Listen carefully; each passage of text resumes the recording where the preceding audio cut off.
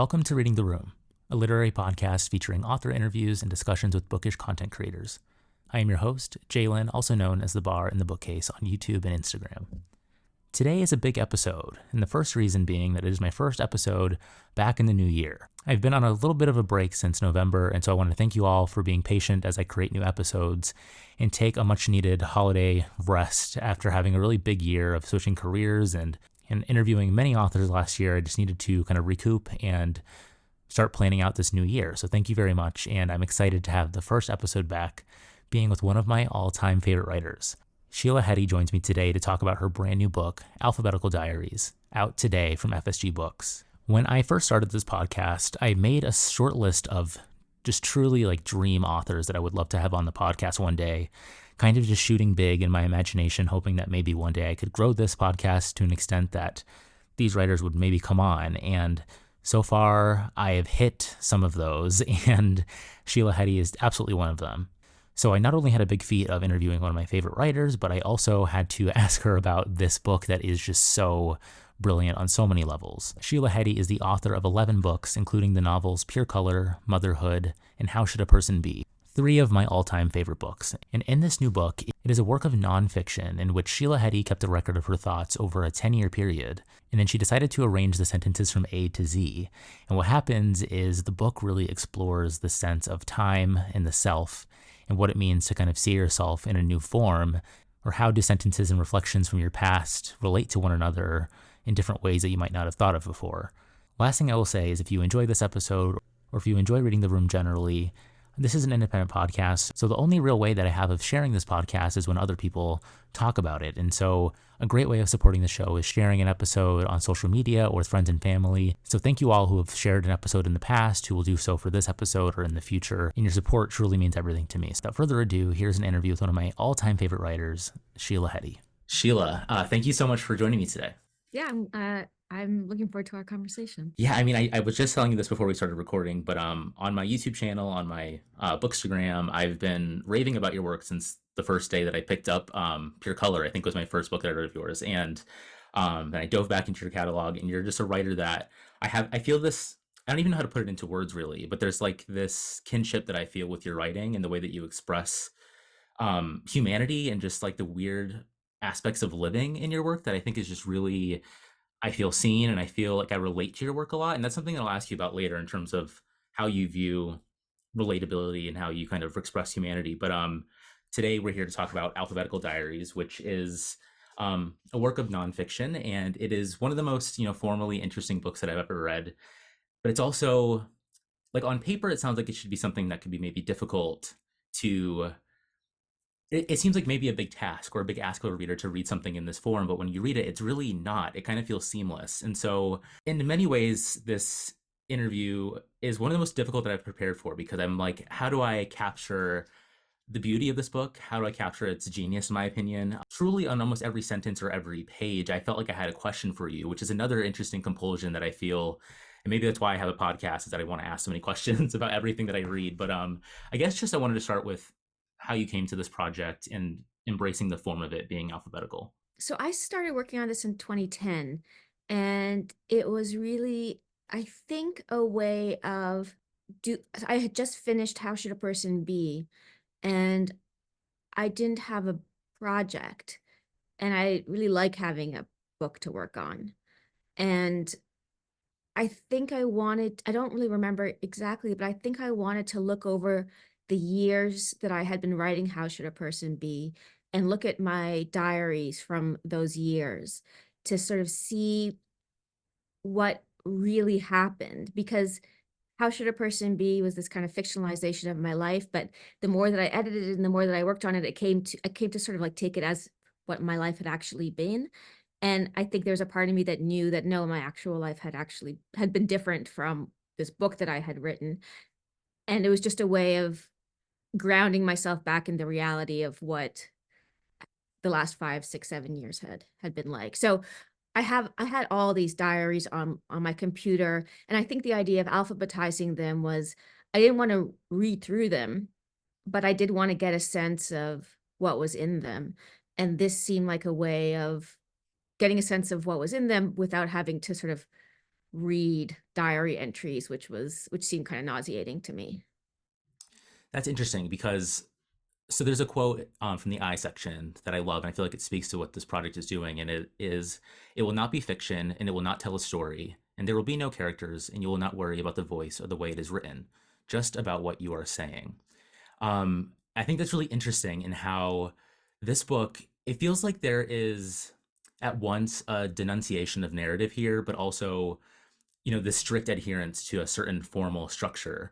And I feel like it really is embracing the sentence in itself as a structure here. But one thing that I think that you're, of course, aware of, and just the word that comes to mind here is like the trickery that I feel like is involved with this book, and that sometimes your mind slips into narrative when you're reading this. Like, just I notice sometimes I would read sentences that seem like they connect, but I'm like, well, if this is alphabetized and they come at different times, how are they like working in this way?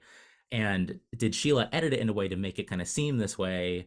I had a similar experience in reading Motherhood with the coin toss, and wondering like how much of that was a true coin flip, or was Sheila trying to maybe play with the reader, and kind of instill some humor there. So I guess my question for you is just how you thought about narrative in this book, and did you intend for that kind of to come up in a reader's mind? Yeah, I did. I wanted to sort of have these moments where you'd fall into what seemed like a chronological narrative and then be broken out of that suddenly. And to go in and out of narrative, and then, and then yeah, the reminder that this none of these sentences were chronologically written. But I guess I was thinking about narrative in this book as more of a cumulative sort of thing. Originally, I wasn't sure that anyone would read this book beginning to end, or that I wanted it. But then by the end of all my years of editing, I thought, no, I actually want it to be read like a novel, where you start on the first page and you go to the last. And so in that case, I did make all sorts of narrative decisions, because I had questions of like, well, which boyfriend do you want to come near the end of the book? Which boyfriend do you want to introduce at the beginning of the book? Which seems like a progression in the characters' choices. And so, the boyfriend you want to have to come at the end of the book should have a name that starts with P, rather than a name that starts with C. So I was really thinking about narrative, but just in a kind of different way than I had before. That's fascinating because I mean, one aspect of like meta commentary that I found in this book, and I don't know if it's just me projecting like that it's a meta commentary, but one sentence was, "Don't forget that although you aren't telling a story, you must still do what stories do, which is lead the reader through an experience." And that's an interesting concept to me in terms of experiential reading. And I mean, all of your books, I think, kind of use a different kind of formal structure that is really interesting and something that I've never read before. But I guess a question for you, I think what I see in your books is like you kind of use different typologies or categorizations in your books in really interesting ways. I mean, first thing that comes to mind is, of course, pure color with the bird, the fish, and the bear, and how that kind of just explodes in the book from there. And it's the way that you kind of use structure or categorization or typology in your fiction, something that kind of is top of mind when you're trying to create something, or is it something that kind of just happens through like your subconscious is how it kind of frames the way you write? I mean, I think I write in order to grasp the world better. So it's probably a combination of like a conscious desire to make categories and just kind of clean up experience. Like I feel like I'm always wanting to clean up my experience. I hate a messy sensation going through life. So yeah, it's probably conscious on some level. But then, like in the case of this book, the characters that I or she encounters, I think also are types, the same way that there's like the bird and the fish and the bear. I think there are these archetypes made out of the actual humans that I interacted with over those years. And I think for me, that was a way of also saying, like, you come into contact with, or you draw into your life certain kinds of people. Like, it's not that you have everybody as a friend. There's a certain kind of person you choose repetitive, like, over and over again as a friend, or as a boyfriend or whatever. Um, but yeah, it's less a category than a archetype. The sense that I felt while reading it of like relatability, as I was mentioning before, I wonder if you thought about this as like an attempt to relate to a potential readership, or is it purely kind of a relation to yourself and understanding your own thoughts? Because there's so much in this book that I think I and many readers will feel like you kind of wrote our feelings down on the page, and it's an interesting, or something like you put things into words in a way that I never really thought could be put down. And it was kind of eerie in the sense that like I was like, I feel like this is me in a sense, which is a weird thing to feel, but I don't know if you have anything to say on that. Yeah, I mean, of course, I was thinking about the reader, especially near the end, the last few years of editing, um, well, wanting the book to be fast and swift, and to be kind of pleasurable and delicious. And yeah, for I think the thoughts to be they're hyper specific to me, but they also could apply to other people too. The way that a diary is you, but you're also like everybody. So I think that directed a lot of the choice. And just thinking, well, a lot of people that read the book are probably going to be writers. And so wanting to keep the stuff about writing in for sure. And Do you have a sense?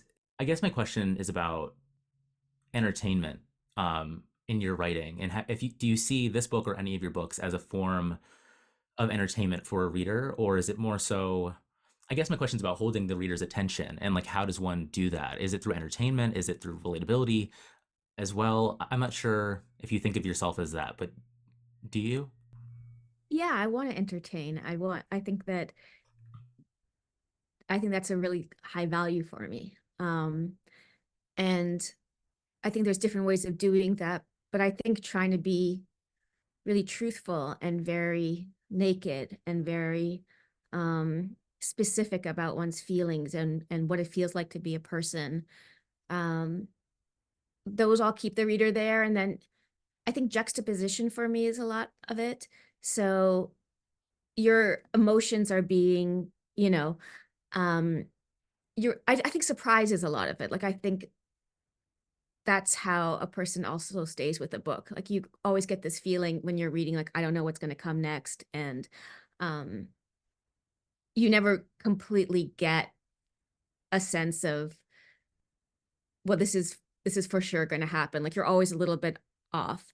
And I think that's kind of an entertaining sensation. Like I think that that's a exciting sensation to have when reading.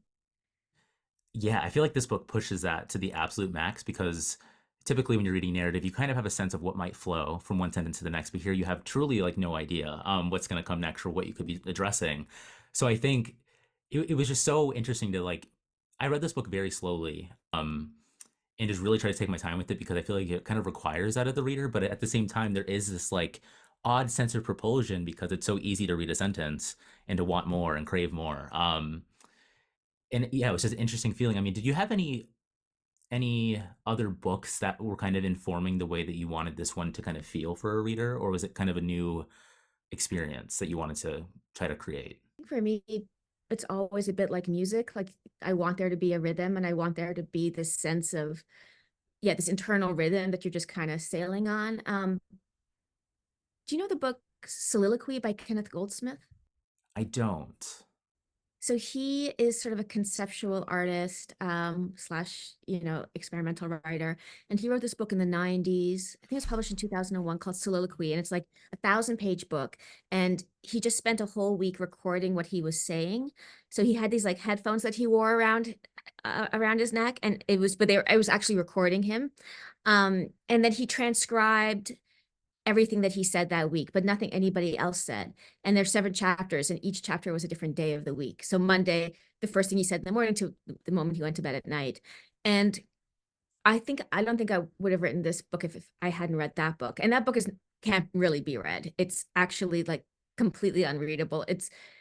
There's so much when you transcribe because he didn't clean anything up. That's just hesitations and ums and sentences that don't make sense when they're written down. So I really love the concept of that book. So I think when I started alphabetizing the diaries, there was like 500,000 words, and I was like, it's going to be like soliloquy. It's just going to be this huge demonstration, really. And then over the years, I more and more thought, no, it's actually harder and more interesting to try to edit it into something interesting and readable. So like his was sort of the book I started with as an inspiration, but also the book that I thought, but I want to do something different from that. Like I want it not just to be like a proof of concept, but also entertaining and yeah, to make a million choices.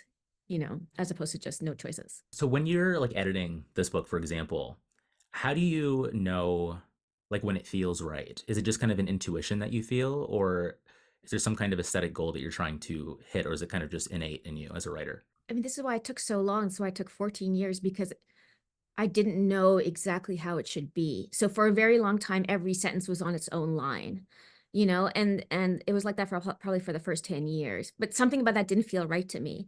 And maybe there should be like chapter 1 is 2005, chapter 2 is 2006, chapter 3 is 2007, and each year is alphabetized. Like I just really didn't know what would be the best way to present it.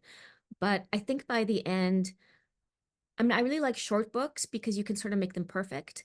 And I think by the end, I thought, I don't want something like wild and sloppy. I want something kind of perfect. And yeah, that's instinct. And that's also just like when you put two sentences beside each other and there's a kind of friction or like a kind of resonance or like some kind of spark, it's like a match, against like whatever you light a match on. I don't know what that the thing that lights it up. I want to like the two sentences beside each other to work like that as often as possible, that there would be like a spark between them. That's interesting because you said two things there. The first one being about this idea of making something perfect. I recently, or not recently, I had Amina Kane on the podcast to talk about her book, A Horse at Night. And there's this idea in that book about perfection. And I feel like you both kind of share this like affinity for sentences, and the way that you're writing is kind of clean and spare, I guess, but just really beautiful in that way. But I'm wondering how you kind of conceive of perfection in fiction or any writing, I guess. My brain's often like slips into calling this fiction. I don't know what that is. I don't know if I think you. of it as fiction, or I don't even know. I think that's legit. Yeah.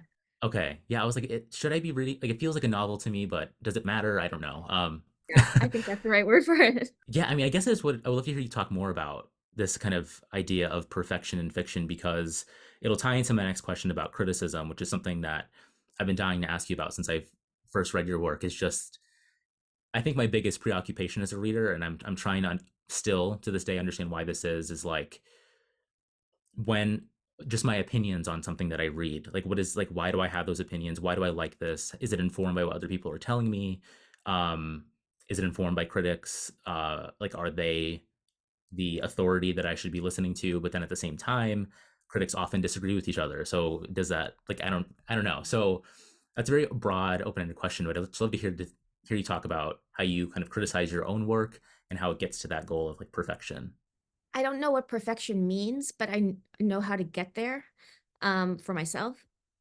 And the way to get there is I've started editing this book over like 100 times, and so throwing out all my work and starting from scratch. And each time I do that, it just becomes quicker and more obvious what has to be done. And so it's more cumulative, like if, and same with Pure Color and same with Motherhood. Like if I'm always starting over again, what is the path that I take increasingly in the editing?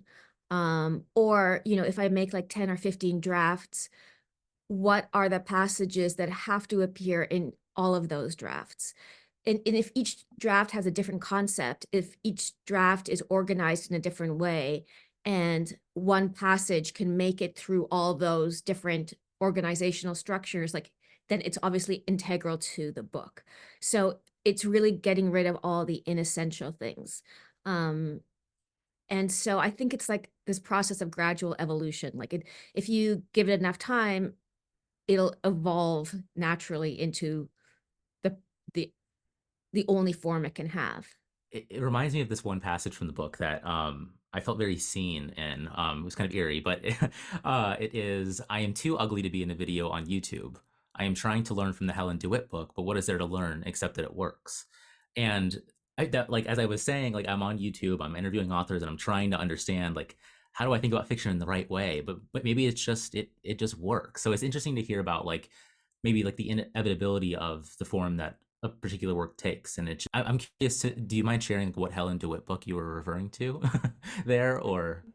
I don't even know. It probably would have been lightning rods. Yeah. I have not read that one yet, but I think Great. she's fascinating. So I was just curious to see the It works. YouTube and Helen DeWitt right next to each other was very interesting to me. Would love to dive more into a question or a section in this book about fear. There is a sentence that is fear at base, and I find that I operate significantly on fear and anxiety in a lot of what I do, and I'm trying to just embrace that. But I think it can be beneficial. But I'm wondering for you how fear works for you as a writer, and if there's anything that you're still like afraid to write. I don't think fear comes into it. I think it's more boredom. And I really can't write anything that, I mean, I know a lot of writers who spend their day working on a passage that they feel they ought to write for the book to work. You know, like I have to have the scene in the book for the book to work, even if it's not a fun or interesting scene to write. And that seems kind of amazing and admirable to me. And I could never do that. Like if a scene is not interesting for me to write, I just won't write it. Um, so I think that it's not fear, it's that's motivating, it's more pleasure. And um I just want to do the pleasurable thing every day. So yeah, I think that's a different kind of book. If there's if I'm thinking about like Sally Rooney, for instance, right now, like in her books, there are scenes that she needs. And so she spends a week working on that scene. It's because the narrative needs it. Whereas for me, the narrative comes out of what I've written. Like it's the opposite direction. Um, but I really admire that. Like how do you write spend a week writing a scene that you're doing just for the reader, just for the reader's mind to be able to follow a path. Do you think that, I mean, maybe it's a similar compulsion for writers that kind of focus on that. Like, do you maybe Sally Rooney like takes pleasure in writing the scene? Like, I wonder if that's it. Maybe like, do you? I don't know if that makes sense. Maybe. The way she talks about it makes it seem like it's not a pleasure. But I guess there's a pleasure in do for some people in doing the thing that's not a pleasure. Like those very high functioning people that enjoy doing the things that they don't enjoy. Yeah, Um, I'm not that sort. yeah.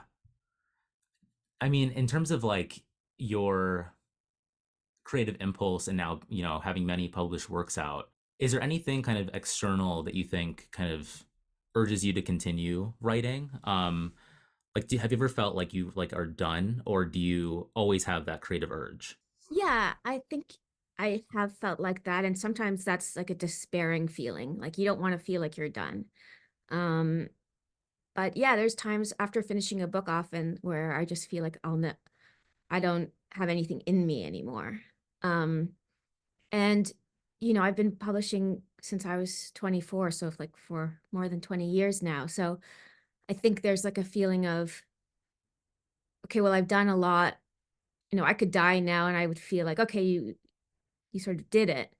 Um, but also there's this awareness that, well, if I do not die and I live another 20 or 30 years, like there's not going to be any interest or pleasure in my life if I'm not working on books. Like there's just nothing else that really is interesting to me. So I think if nothing else, it's just the fun of it that would keep me doing it. I don't think I've ever had this feeling like I have something to say. It's more just this is an activity I enjoy doing.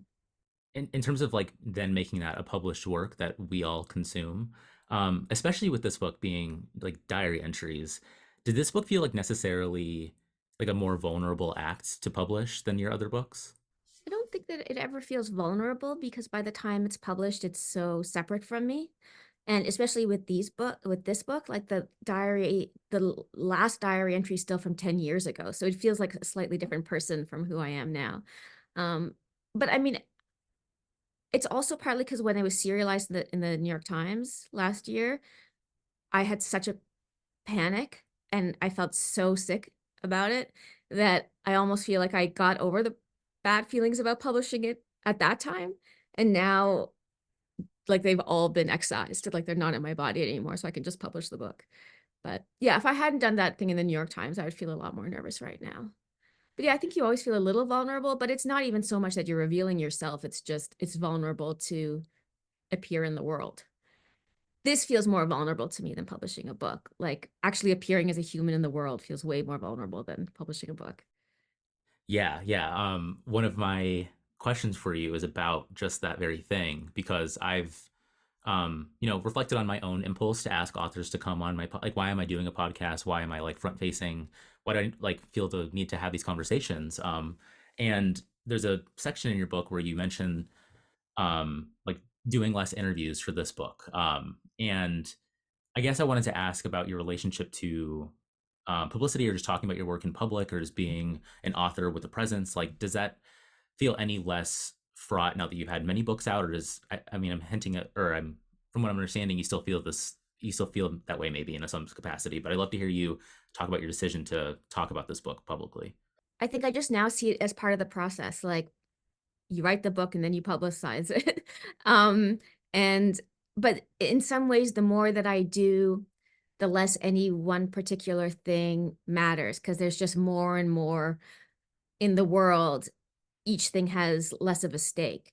You know, if you're the kind of person that does like one interview every 10 years, there's something really beautiful about that, but that interview has so much riding on it. Like if you don't express yourself perfectly in that one interview, um, that's a huge disappointment. But if you're doing 20 interviews for a book and you are having an off day, well, it doesn't really matter. It's like the cumulative um conversation that you have around the book that matters. And I just feel also like there's not an image that I'm trying to project, and there's nothing that I'm trying to hide about the construction of the book. So it's just being honest, and that's not hard to do. Yeah, it reminds me of a line in the book. It is give the reader everything, which is the opposite of the modernist thing of expecting the reader to put it all together to fill in the gaps. I would love to hear your thoughts on what it means to like give the reader everything. Well, you brought up the coins in motherhood and you asked like how truthful was it? You know, how much of it was were the coin flips made up or whatever. And it was all I think that I really like the idea of books being a game for the author. And I think for the reader to play, you have to tell them what the rules were that you were playing by. And so at the beginning of that book, I say like all the coin flips really happened, like all the flipping, and that's one of the rules. And so the reader knows the rules, and so they're playing the game with me. Um, and yeah, I guess it's just a matter of so you give them the rules, um, and you tell them exactly how it was made. You hide nothing about, you don't make it, you don't make it seem like a mystical experience, your own writing of it. You just try to tell them how it happened. I mean, I think that's giving the reader everything. And then, the symbols in the book, if you know the meaning of the symbols, you tell the meaning of the symbols. Like it's kind of stupid and absurd and like it's the opposite of I think what literature is supposed to be, which is this kind of secret that the author has with the universe that the reader is getting to like peek inside of. Like I would rather the reader and the writer sort of be on the same side of the secret as much as possible. That's fascinating to me because it kind of goes to my question of like the rule setting that I think your fiction has, or just the question that I asked maybe about categorization, or like, for example, the bird, the bear, and the fish, and like you kind of lay out exactly like what the rules are at the start. But it's interesting that in that book, for example, in here too, like you set the formal expectation. This is alphabetized. Those are the three categories that you're working under. And then the reader kind of ascribes himself. Like I recently had a conversation with a friend about whether we're a bear, a bird, or a fish, and we just talked about it. And so we just assume that your construction is the real kind of categorization of the world. I guess maybe my question is, do you anticipate or want or reject the reader from kind of accepting your formal construct in your work? Because I guess it goes to my question of like, why did I you said that the coin flips are true, but I still was like, well, what if she's lying to me? So I mean, what is it like? What is that? I think most art is lying to you about the process. I'm most artists. Like I think that that's part of the game that artists have played for a very long time, um, for all sorts of interesting reasons that I understand. And so when you say, okay, well, I'm going to play the game differently, I'm going to be totally transparent. Naturally, one is suspicious. It's like, well, what? Or is this a new game, or is this the old game being played differently? Um, but I think because I'm more interested in the world than I am in the books, and I'd rather have the books change the world the way you experience the world, then like have the book be a new world. Um, I think the rules have to be clear. So yeah, I think it's fun to give the reader this game of like, am I a bird, a bear, or a fish? And that really is, you can really categorize everyone into those three categories, then to make a world that's in a book that's separate from the real world, that's like an escape. Like I think I don't want any kind of escape. Like I'm not interested in escape at all. I mean, I am as a human being, like I'm always in fantasy and escaping, but like as in the books, I don't want the books to be escapes. There's often these passages that kind of have maybe like assurances or affirmations or like words of wisdom, I guess, that are, I guess, can be interpreted as you kind of giving them to yourself, but they also feel like they're for the reader. And it's another kind of like game that I felt when reading this. So, I mean, how did you think about including those types of sentences, or did you not think about it? Like it was there, so you just included it. Yeah, I mean, there's always this you address in a diary or in one's head, like you're talking to yourself and you say I, but you also say you. And so in this book where the line says you, obviously it's me addressing me, but it's necessarily as the reader, like you are being addressed, like it's me addressing you. Um, I don't I don't think that I put it in for that reason, but I'm aware that, well, I just sort of want to show how you talk, how a person talks to themselves. Um, and that you way of talking to yourself is very aggressive and um really very hostile, I think. And and so as a result, I think it's kind of funny. So I really wanted it in there, like all the things like stop smoking cigarettes, stop, like be less on Facebook, be less on Twitter, don't do interviews, all those injunctions at the time are really serious, but when you see them all together like that, it's really, I think that's really funny. Like how much of our time are we just trying to give ourselves rules? It's weird, how much of our talk or my talk is rules. Yeah, I mean, absolutely the same. I'm constantly, it goes back to what I said before about kind of my goals of doing these interviews is like what are the rules that I need to play by in reading, or like what is the right way to do it is kind of like always my question. I don't know why like I can't just read something and just like have my experience be the truth of that. I constantly feel like I need to be informed by like other things. Do you relate to that at all, or do you kind of see like your reading life as completely like your own thing? Yeah, I see it as my own thing. Like I don't feel like I'm getting it wrong, or that there's an opinion that I'm supposed to have that I'm searching for. To me, a book is more like a person. So some people I like, and there's just like this incredible chemistry with, and some people I don't like. And if I don't like that person, it doesn't mean that nobody should like that person, or that, somebody, they're wrong or I'm wrong. It's just not for me. So I really feel like there's books that people love that I don't like at all. And that's the way it's supposed to be, I think. It would be weird if we all connected to everything equally.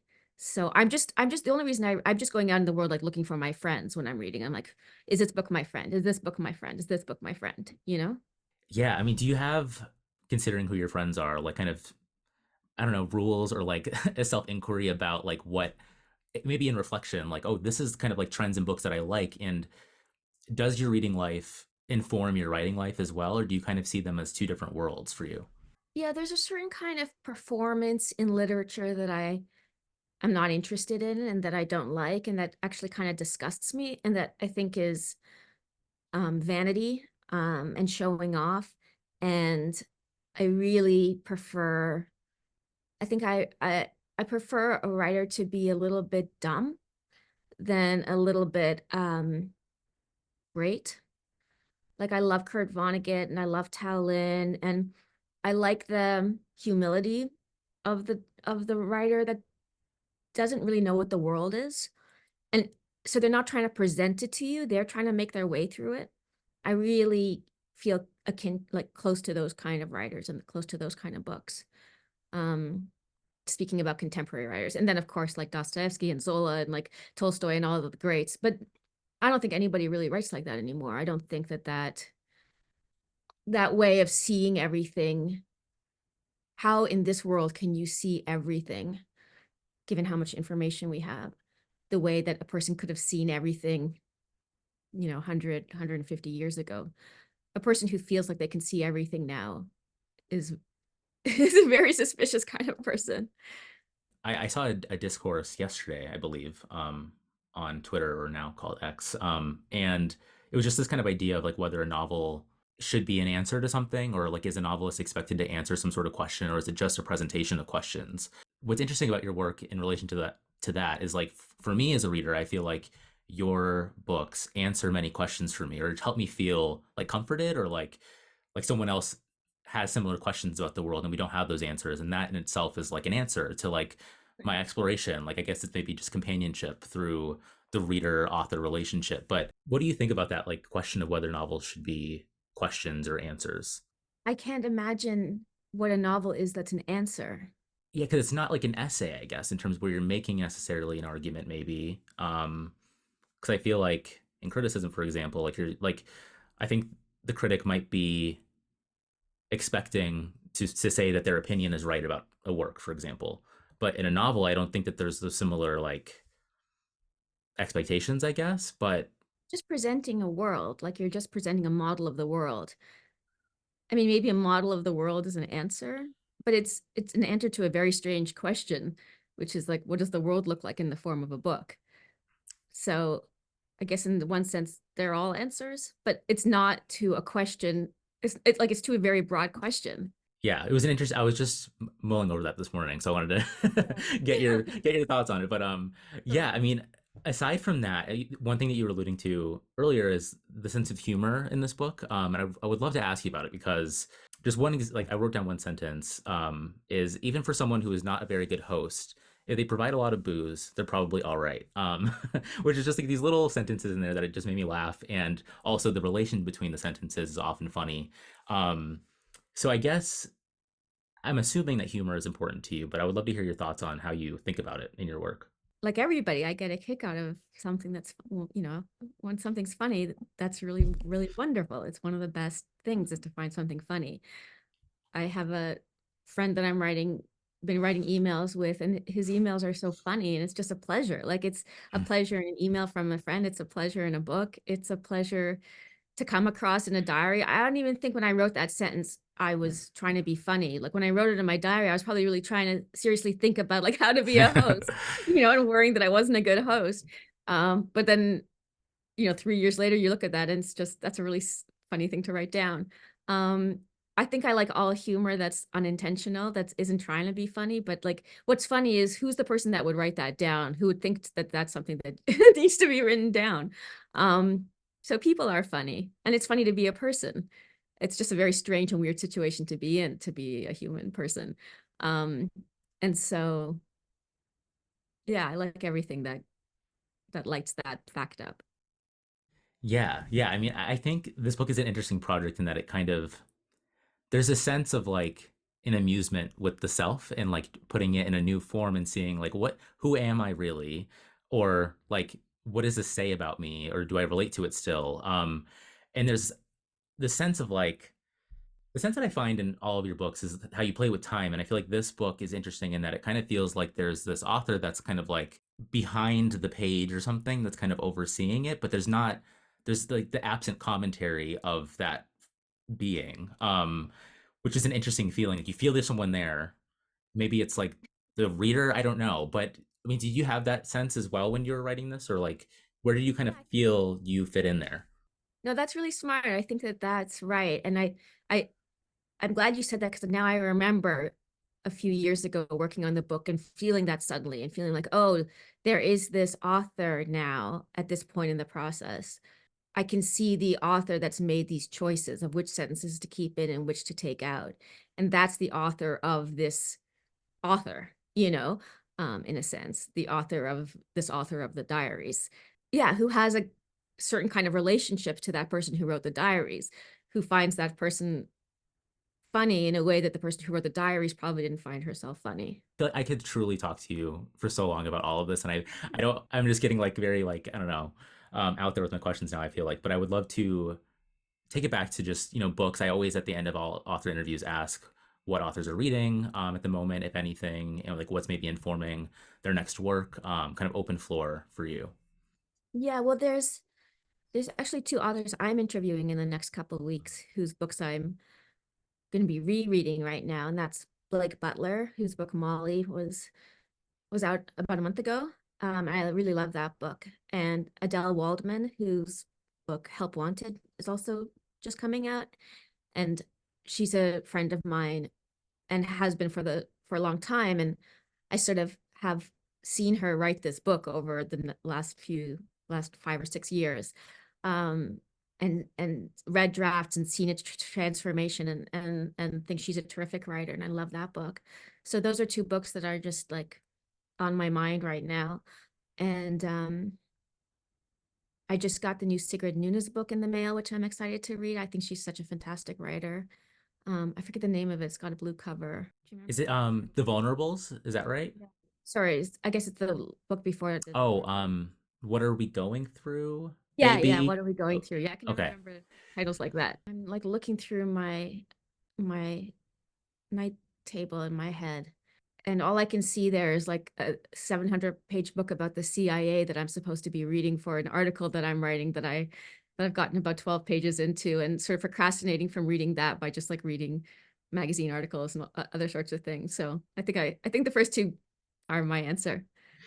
Nice. I mean, that's really interesting. I guess one more question on that is just, I guess selfishly asking this as an interviewer, how do you prepare for interviews, I guess, of other writers? Yeah, well, when I did interviews more formally, like when I was doing interviews for The Believer, I would prepare a crazy amount, like read, well, not crazy amount, probably the right amount. Like I read everything that they'd ever written, read as many interviews with them as I could, come up with questions, edit my questions, just I don't really do that anymore because I feel like, I don't know, I just don't do that anymore.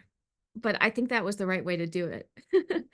Yeah, I mean, I'm trying to figure out how I want to do it myself, because you might be able to tell, I can be very anxious about about these kind of things, and I want to make sure I'm asking the right questions. So I feel like I need to be as prepared as possible. But there is something nice about just kind of like having a conversation and that being what an interview is, I guess. Like what is the formal constraint that I need to place on this, if any? So I'm always curious. I love your interviews, by the way. Like I just so I'm curious to know how you do them, and so yeah. Yeah, I mean, I think preparing questions is a good idea and trying to prepare really good questions. And then like from that conversation can happen and then you can go back to your questions. And I mean, I think the worst is when people don't ask follow-up questions where they're just like, here are my questions. Like that's one way of being a really bad interviewer, and the other way is not coming with any questions at all. So, I mean, I think you did a beautiful interview, and yeah. Oh, thank you. That means a lot. And so I guess I'll round it out there. I mean, Sheila, thank you so much. I mean, this is like truly like means the world to me. I've been so stoked about this. I think you're incredible. Just thank you for being a part of this, and I will cherish it forever. So thank you. Thanks. I love talking to you. Thank you.